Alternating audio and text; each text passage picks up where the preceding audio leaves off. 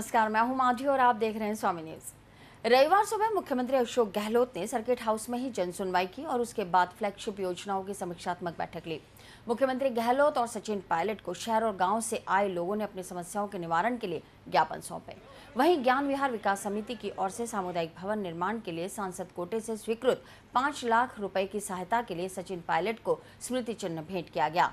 वहीं अखिल Rajasthan laboratory technician कर्मचारी संघ की ओर से संभाग प्रभारी उम्मेदमल टेलर ने राज्य सरकार द्वारा लैब टेक्नीशियंस की मांगे मान लिए जाने पर उन्हें स्मृति चिन्ह भेंट कर आभार जताया। इसके अलावा अनेक नागरिकों ने मुख्यमंत्री और पायलट को अपनी समस्याओं के निवारण के लिए ज्ञापन सौंपकर न्याय की मांग की। जन सुनवाई के दौरान राजस्थान समायोजित शिक्षाकर्मी संघ सहित अन्य राज्य कर्मचारियों के संगठनों ने गहलोत को ज्ञापन सौंपकर अपनी चुनावी घोषणाओं को आगामी चुनाव से पूर्व पूरी करने की मांग की है। रविवार की सुबह मुख्यमंत्री अशोक गहलोत ने अजमेर विद्युत वितरण निगम लिमिटेड के पंचशील नगर में बने नए भवन का विधिवत उद्घाटन किया। इसके बाद पुष्कर रोड कोटड़ा में बनाए गए 132 केवी के ग्रिड सबस्टेशन का लोकार्पण किया। दोनों ही समारोह में मुख्यमंत्री के साथ ऊर्जा मंत्री डॉक्टर जितेंद्र सिंह, केंद्रीय कंपनी मामलात मंत्री सचिन पायलट, शिक्षा राज्य मंत्री नसीम अख्तर और अजमेर डिस्कॉम के प्रबंध निदेशक PS जाट मौजूद थे। डॉक्टर जितेंद्र सिंह ने बताया कि 1947 से 2008 तक प्रदेश में मात्र 6500 मेगावाट बिजली का उत्पादन हुआ, जबकि पिछले 4 सालों में प्रदेश के 4600 मेगावाट बिजली का उत्पादन हुआ है और बाकी बचे 6 महीनों में 3500 मेगावाट की उपलब्धता ऑनलाइन है। डॉक्टर जितेंद्र सिंह ने बताया कि बिजली के क्षेत्र में प्रदेश दूसरे राज्यों से अलग और आत्मनिर्भर हो गया है। राजस्थान में इंडिपेंडेंस के बाद 2008 तक 6500 मेगावाट का कुल उत्पादन हुआ था और इन 4 सालों में माननीय मुख्यमंत्री जी के कार्यकाल में 4600 मेगावाट का जनरेशन हो चुका और बचे हुए 6 महीने में 3500 मेगावाट का और जनरेशन है वो ऑनलाइन है, निश्चित रूप से हो जाएगा। तो आप कल्पना कर सकते हैं कि आज़ादी के बाद जितना टोटल 60 साल में जनरेशन हुआ, हम अभी तक करीबन 2.25 लाख किसानों को एग्रीकल्चर कनेक्शन दे चुके, 75,000 और हमें देने हैं 2008 कट ऑफ डेट के, और प्रतिवर्ष 10 से 12% बिजली का कंजम्पशन बढ़ जाता है और इन 4 साल में करीबन सब मिलाकर 20 लाख कनेक्शंस नए दिए गए हैं। तो राजस्थान में आप कल्पना कर सकते हैं कि राजस्थान में बिजली और पानी देना एक मामूली बात नहीं है, क्योंकि सबसे बड़ा क्षेत्रफल है कि सैकड़ों किलोमीटर लंबी हमारे ट्रांसमिशन लाइंस है और राजस्थान का जो ट्रांसमिशन सिस्टम है वो भारत में सबसे स्ट्रॉन्गेस्ट सिस्टम है। वहीं प्रबंध निदेशक PS जाट ने बताया कि UIT से इस भवन को बनाने के लिए कुल 2.25 करोड़ में जमीन खरीदी गई और भवन के निर्माण पर 15 करोड़ रुपए खर्च हुए। इस भवन में खास बात यह है कि इसे ग्रीन बिल्डिंग का सर्टिफिकेट मिला है। इस बिल्डिंग में water harvesting system, fire fighting system और सोलर प्लांट तीनों ही अत्याधुनिक और ऑटोमेटिक हैं। हमारी बिल्डिंग है, हमने UIT से ज़मीन ली। UIT ने हमने निर्धारित दर से दुगनी दर पे दी, क्योंकि कॉमर्शियल बिल्डिंग है। तो 2.25 करोड़ रुपए तो हमारी ज़मीन के लगे, 15 करोड़ की हमारी इस बिल्डिंग की लागत आई है और इस बिल्डिंग को हमने ग्रीन बिल्डिंग बना रहे हैं। 1 साल में हमें ग्रीन बिल्डिंग का सर्टिफिकेट मिल जाएगा। इसकी जो दीवारें बनाई हैं उस दीवारी में हमने कैविटी रखी है, उसमें इंसुलेशन लगाया जिससे कि बाहर की हीट नहीं आ सके, अंदर की हीट बाहर नहीं जा सके। इसी तरह ग्लास लगाए, उसमें सब डबल ग्लास है जिससे कि हीट बाहर से अंदर नहीं जाए। फिर वाटर हार्वेस्टिंग पूरा पानी का हमने टैंक बनाया, उस साइड में टैंक है हमारा, उसमें पानी इकट्ठा होगा और फायर फाइटिंग सिस्टम का पानी का टैंक अलग है। जितना भी फायर फाइटिंग के लिए ऑटोमेटिक है वो सारा, अगर कहीं भी हीट डिटेक्ट हुई ऑटोमेटिक फुहारे खुल जाएंगे और आग बुझा दी जाएगी। इसी तरह 35 किलोवाट का इसमें सोलर प्लांट लगाया है, वो ऑटोमेटिक है।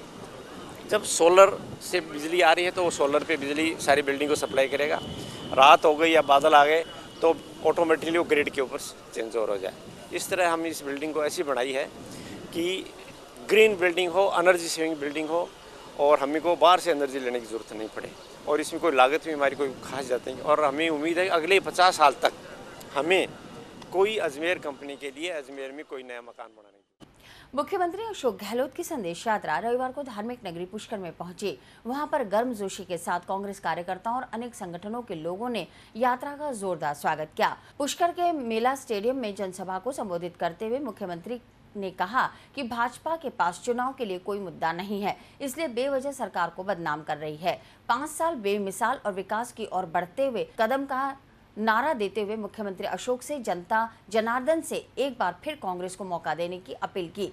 अपनी हर सभा की तरह गहलोत ने पुष्कर में भी पूर्व मुख्यमंत्री व भाजपा प्रदेशाध्यक्ष वसुंधरा राजे पर जमकर तीर चलाए। उन्होंने कहा कि भाजपा राज्य को पिछड़ा बताकर बदनाम कर रही है, जबकि आंकड़े इस बात के गवाह हैं कि प्रदेश निरंतर प्रगति की ओर अग्रसर है। अपने भाषण में गहलोत ने सरकार की सभी योजनाओं की जानकारी जनता को दी और साथ ही विश्वास दिलाया कि यदि एक मौका और मिला तो अधूरे काम भी पूरे होंगे। हालात उस वक्त में बुजुर्गों को मालूम है, यहाँ बैठे हुए हैं, हालात क्या थे। कोई बिजली नहीं, कोई समझते नहीं था बिजली होती क्या है। बिजली कभी देखी ही नहीं थी, सावन भादों में कड़कती थी वो बिजली होती थी। कोई राजा महाराजाओं में महल, इनका भी करीब 60 साल का इतिहास हो गया। इनकी उम्र 60 साल की हो गई है। इनको पूरी तुम्हारी 60 साल की उम्र में आपने देश के लिए क्या किया। हिंसा फैलाई, दंगे करवाए, भाई भाई को लड़वाया, जातियों में विद्वेष पैदा किया, जाति के नाम पर, भाषा के नाम पर, धर्म के नाम पर भड़काने का काम किया। और देख लिया पिछली सरकार के वक्त में तो हिंसा किस रूप में फैली। अभी डॉक्टर चंद्रभान जी बता रहे थे आपको, 21 बार गोली चलना, गोली कांड होना, 90 लोगों का मारा जाना, किसानों का टोंक के सोयला में, घटाना रावला में, गंगानगर, चित्तर गुजर मारे गए। कोई सोच सकता है। केंद्रीय कंपनी मामलात मंत्री सचिन पायलट ने कहा कि भाजपा महज जाति और धर्म की राजनीति करती है, जिससे देश का भाईचारा खराब हो रहा है। पायलट ने गहलोत सरकार की जमकर तारीफ करते हुए यूपीए कार्यकाल को भी ऐतिहासिक बताया। पत्रकारों से बातचीत में पायलट ने कहा कि सरबजीत की मौत एक दुखद घटना है, जिसका सरकार को बहुत अफसोस है। सत्ता परिवर्तन के बाद पाकिस्तान से संबंधों के बारे में उन्होंने कहा कि नई हुकूमत से जल्द ही मधुर संबंध बनाकर दूरियां कम की जाएंगी। उर्स में पाक ज़ायरीन जत्थे के बारे में उन्होंने कहा कि पाक हाई कमिश्नर से इस बार जत्था नहीं भेजने की औपचारिक अपील सरकार ने की है। साथ ही उन्होंने भारत चीन रिश्तों के बारे में महज मीडिया का दुष्प्रचार बताया। क्या वजह थी भाजपा ने पार्लियामेंट को चलने नहीं दिया। खाद्य सुरक्षा इस देश में कोई व्यक्ति भूखा ना सोए, ये हमारा संकल्प है हमारी सरकार का। हम इसको लेकर आएंगे और हर व्यक्ति को हम खाद्य सुरक्षा का कानून का लाभ पहुंचाना चाहते हैं। सर, आज ये जो पाकिस्तान में सत्ता परिवर्तन आया है, क्या लगता है आपको पड़ोसी देश से रिश्ते? देखिए, हर देश के अंदर जहाँ पर प्रजातंत्र है वहाँ पर जनता को अपना सरकार चुनने का पूरा छूट है। मुझे खुशी है कि वहाँ पर चुनाव अच्छी तरह संपन्न हो गए और वहाँ की जनता ने जिसको भी बहुमत दिया है वो राज करेगा। और जो भी सत्ता में आए, हमारे साथ भारत के साथ हमारा एक द्विपक्षीय व्यवहार शुरू से है। हम इसमें इंटरफेयर ना हम लोग चाहते हैं ना हम लोग करते हैं। बहुत दुर्भाग्यपूर्ण था। देखिए, जो LOC में जो सरकलन किया गया हमारे फौजियों का, उसकी बात हो या जिस प्रकार सरबजीत पर हमला कर उनका जो शहादत उनकी हुई है, वो बड़े गंभीर मुद्दे हैं और सरकार ने बहुत गंभीरता से मुद्दे को लिया है और दुर्भाग्यपूर्ण है। प्रदेशाध्यक्ष डॉक्टर चंद्रभान ने भी संदेश यात्रा के जरिए राज्य के गांव-गांव, ढाणी-ढाणी में विकास की गंगा पहुंचाने की बात कही। उससे भी जनता को हकीकत और सच्चाई से रूबरू कराए। मित्रों, आप सब जानते हो कि इस देश की नहीं बल्कि दुनिया की सबसे बड़ी और पुरानी पार्टी इंडियन नेशनल कांग्रेस है। इतनी पुरानी पार्टी है, इतनी बड़ी पार्टी है, आंदोलन चला करके अंग्रेजों को देश से भगाया और उसके अंदर रक्तपात हुआ था, हिंसा फैली थी, लोगों के सैकड़ों हजारों करोड़ रुपया चंदे में इन्होंने इकट्ठा किया, कहा कि अयोध्या में राम का मंदिर बनाएंगे। उसके बाद उत्तर प्रदेश में इनकी सरकार बनी, राजस्थान में इनकी सरकार बनी, दिल्ली में केंद्र इनकी सरकार बनी, लेकिन आज तक ये राम का मंदिर नहीं बना पाए। ये क्या इस 125 करोड़ के देश को चलाने की बात करते हैं। सभा को शिक्षा राज्य मंत्री नसीम अख्तर इंसाफ, राज्यसभा सांसद प्रभा ठाकुर और प्रदेश बीज निगम के अध्यक्ष धर्मेंद्र सिंह राठौर ने भी संबोधित किया। 62 करोड़ की योजना अजमेर पैराफेरी के क्षेत्रों के लिए स्वीकृत हुई, उसका काम भी द्रुत गति से चल रहा है। बहुत जल्दी उसका काम हम पूरा कर देंगे। और अभी थोड़े दिनों पहले ही माननीय मुख्यमंत्री जी ने कनाडा और भावता कलेक्टर क्लस्टर की स्वीकृति जारी कर दी, उसका भी टेंडर लग गए हैं। बहुत जल्दी इन गांवों में भी बिसलपुर का मीठा पानी, गड़ेल, देवनगर, खोरीन, उनान, इन सभी गाँव के, ताकि आने वाले श्रद्धालुओं को इसकी सुविधा मिल सके। उस तकनीकी कमी को पूरा कर आने वाले बहुत जल्दी हम रोपवे का स्वीकृति लाकर रोपवे लगवाएंगे, उसका शिलान्यास भी हम आपसे कराएंगे।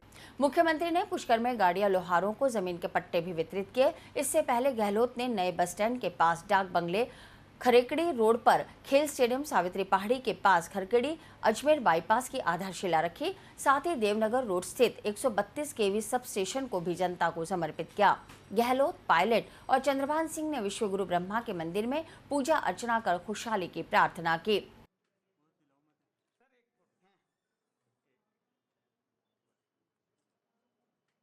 इससे पूर्व मुख्यमंत्री अशोक गहलोत ने शनिवार रात कांग्रेस संदेश यात्रा के छठे दौर की शुरुआत सुभाष उद्यान में आयोजित आम सभा से की। उन्होंने मुख्यमंत्री वसुंधरा राजे पर निशाना साधते हुए कहा कि जो पार्टी की नहीं हो सकती वो जनता की क्या होगी। वे जनता को गुमराह करने के लिए यात्रा निकाल रही हैं, लेकिन अब जनता उनके झांसे में नहीं आने वाली। प्रदेश में जिस तरह से विकास के काम हुए हैं, उन्हीं के भरोसे आने वाले विधानसभा चुनाव में कांग्रेस दोबारा से भारी बहुमत के साथ सत्ता पर काबिज होगी। सुभाष उद्यान में संदेश यात्रा के पहुंचने के ठीक पहले आए तेज आंधी, तूफान और बारिश ने सभा का मजमून ही बिगाड़ दिया। महिलाएं बारिश से बचने के लिए बैठने वाली कुर्सियों को सर पर रखकर अपने को भीगने से बचाती रहीं। वहीं सभा के लिए लगाए गए टेंट तंबुओं को स्थानीय नेता अपने वजन से रोकने की कोशिश करते रहे। आखिर रात लगभग 8:30 बजे मुख्यमंत्री अशोक गहलोत का काफिला सुभाष उद्यान पहुंचा और जैसे तैसे सभा शुरू हुई। सभा में मुख्यमंत्री अशोक गहलोत ने अजमेर और पुष्कर को हेरिटेज सिटी बनाने की घोषणा के साथ कई अन्य घोषणाएं कर उपस्थित जनमानस की तालियां बटोरी। इसके बाद गहलोत ने कहा कि कानून की पालना करना हमारा फर्ज है। ठीक 10 बजे माइक सर्विस बंद हो जाएगी, इसलिए मुझे 20 मिनट बोलने का वक्त मिला है। मुझे अफसोस होता है कि जो नेता अपनी पार्टी की नहीं हो, वो प्रदेश जनता की कैसे हो सकती है। आज हमने पार्टी ने हमें 5 बार मुझे एमपी बना दिया, 3 बार मेरे केंद्रीय मंत्री बनाया, इंदिरा गांधी के साथ में, राजीव गांधी के साथ में, राम साहब के साथ में, 3 बार प्रदेश कांग्रेस में अध्यक्ष रह लिया, 2 बार मैं आपका प्रथम सेवक बन गया मुख्यमंत्री के रूप में कि तमाम लोग बैठे हुए हैं, कोई केंद्रीय मंत्री, कोई प्रेसिडेंट है, कोई मंत्री बने हुए हैं। क्या हम लोग कभी सोच सकते हैं कि पार्टी कल कहते भाई आपको ये पद नहीं देंगे, हम ये कहें हम तो प्राइमरी मेंबरशिप छोड़ देंगे। गुलाब सिंह कटारिया जी निकले यात्रा के अंदर, मेवाड़ के अंदर, और आप रूट के बैठ गए। आपने धमकी दी मीटिंग के अंदर, मीटिंग उठ के चले गए तो मैं बीजेपी की प्राइमरी मेंबरशिप छोड़ दूंगी अगर ये यात्रा कर ली तो। आप कल्पना करो, जो अपनी पार्टी की नहीं हुई वो क्या प्रदेश की होगी, क्या जनता की होगी, सोचने वाली बात। इसलिए मैं कहना चाहूंगा, कितने आरोप लगाए शेखावत साहब ने लगाए, चाहे कैलाश मेघवाल ने लगाए, अब भले वो कोई स्टेटमेंट देते रहे अलग बात है। पूरा मीडिया जानता है प्रदेश का और देश का क्या क्या नहीं कहे गए। हमने आरोप वही लगाए जो उनकी पार्टी के लोगों ने लगाए थे, या हमने विपक्ष की भूमिका निभाते हुए आरोप लगाए जो दलाल आके बैठ गए थे रामबाग होटलों के अंदर, फिर बॉम्बे शिफ्ट हो गए, ये आरोप हमने लगाए थे। इसलिए मैं कहना चाहूंगा अब आपको सोचना पड़ेगा, जो राजस्थान तेज गति से आगे बढ़ रहा है उसको पिछड़ा बता रहे हैं कि राजस्थान पिछड़ गया। इनको पूछो किसने कहा आपको? RBI, Reserve Bank of India, planning commission, प्रधानमंत्री doctor Manmohan Singh, 13 finance commission तो तारीफ कर रहा है राजस्थान की, हमारे वित्तीय प्रबंधन की तारीफ कर रहा है। इनके वक्त में 71,000 करोड़ का प्लान बनाया 5 साल का, 1 साल के बाद सत्ता बदल गई, 1.5 साल के बाद हम सत्ता में आ गए। हम उसको लेके 96,000 तक 24,000 करोड़ का आकार बढ़ा करके हमने पूरा किया। अभी पिछले साल इस बार हम 40,000 करोड़ का बजट पेश किया, जब जाके 30 की में जो मेरे पूर्व वक्ता बता रहे थे वो संभव हुई है वित्तीय प्रबंधन से, शानदार वित्तीय प्रबंधन। सभा को केंद्रीय कंपनी मामलात मंत्री सचिन पायलट ने संबोधित करते हुए कांग्रेस सरकार के 4.5 साल में किए गए विकास कार्यों और फ्लैगशिप योजनाओं के बारे में बताया।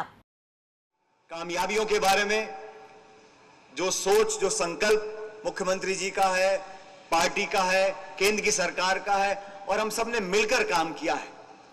साथियों, ना सिर्फ अजमेर लेकिन पूरे राजस्थान के अंदर पिछले 4.5 साल के जो हमारा कार्यकाल रहा। मैं समझता हूं विपक्ष मंत्री जी और हमारी पार्टी के नेता जब राजस्थान और दिल्ली से कोई नीति बनाते हैं तो सबसे बड़ी प्राथमिकता हमारी उनकी ये रहती है कि कैसे वंचित जो वर्ग है, जो सरकार का शासन है, वो दिल्ली जयपुर से निकलकर छोटे शहरों में, कस्बों में, जिलों में, गांव में, ढाणी में, मोहल्लों तक पहुंचे।